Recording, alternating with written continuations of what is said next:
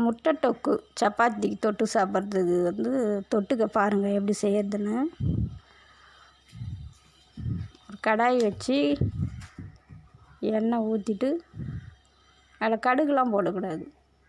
பட்டை லவங்கம் இருந்தால் பட்டை லவங்கம் போடலாம். இல்லைன்னா பூண்டு நல்லா நைய நசுக்கி வச்சுக்கணும். எண்ணெய் காஞ்ச உடனே அந்த பூண்டு தான் போட்டு வதக்கணும்.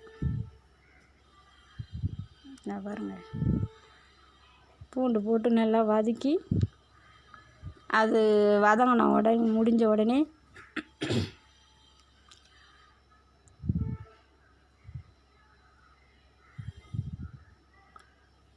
வெங்காயம் தள்ளி போட்டு வதக்கணும்.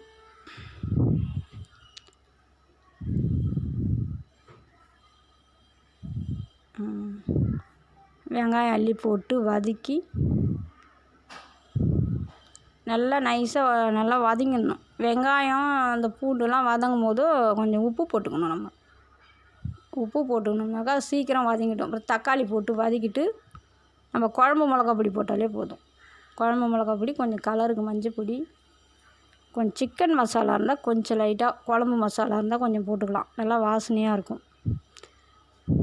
அது போட்டு நல்லா கலக்கி விட்டுட்டு கொஞ்சம் தண்ணி ஊற்றி பச்சை வாடை போகிற வரைக்கும், அந்த மிளகா பொடி வாடை போகிற வரைக்கும் கொதிக்க விடணும். குழம்ப நல்லா கொதிக்க விட்டு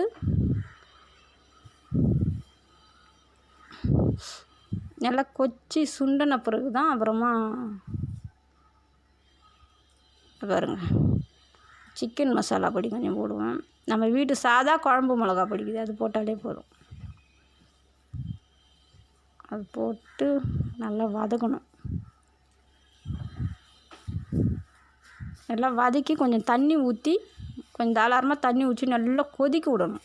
கொதிக்க விட்டால் தான் அந்த வெங்காயம் தக்காளிலாம் பச்சை வாடை வராது, அந்த மிளகா பொடிலாம் பச்சை வாடை வராது.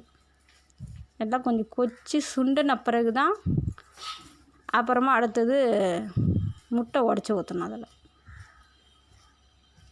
குழம்பு நல்லா கிரேவி மாரி சுண்டி வரணும். வெறும் வெங்காயம் தக்காளி தான், வேறு ஒன்றும் போட வேண்டாம். அது முட்டையை உடச்சி அப்படியே ஊற்றிடணும். அதில்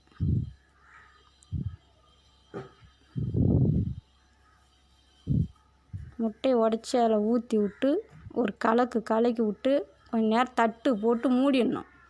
மூடிட்டோம்னா அந்த முட்டைலாம் நல்லா வேகும். வெந்ததுன்னா நல்லா கிரேவி மாரி ஆகிடும், கெட்டியாக வந்துடும் சப்பாத்திக்கு தொட்டு சாப்பிட்றதுக்கு.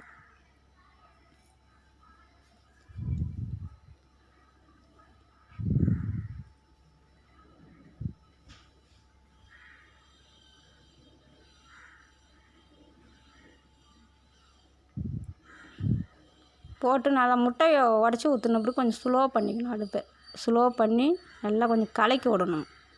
கலக்கி விட்டினா நல்லா தொக்கு மாதிரி ஆகிடும்.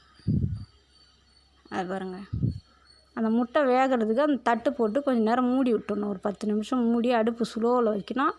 அது இடையில் திறந்து அந்த கடாயை திறந்து கரண்டியால் கிண்டி விடணும். இல்லைன்னா முட்டை அடியில் இதுவாகிடும்.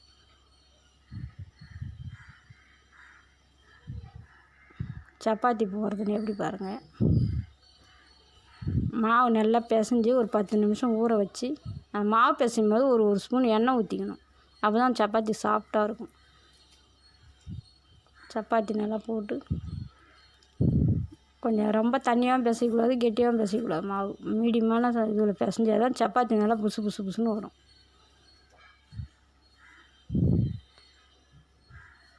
சப்பாத்தி தொட்டு சாப்பிட்றதுக்கு தான் அந்த முட்டை கிரேவி செஞ்சு சாப்பிட்டு பாருங்கள்.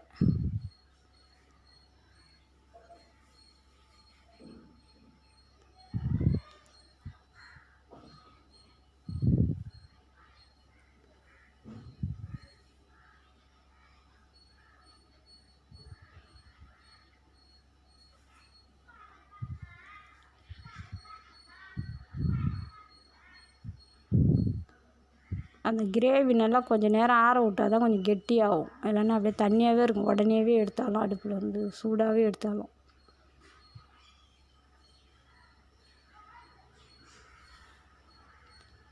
பாருங்கள்,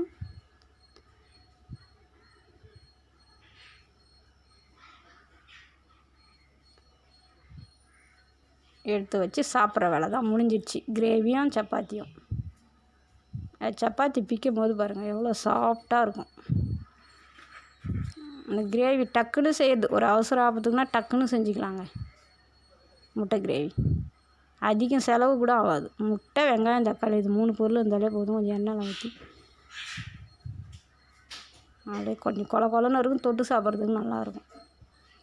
டக்குன்னு ஒரு அவசரத்துக்கு செய்யணுன்னா இது டக்குன்னு செஞ்சுக்கலாம். பாருங்கள் நல்லாயிருக்கும். செஞ்சு சாப்பிட்டு பாருங்கள்.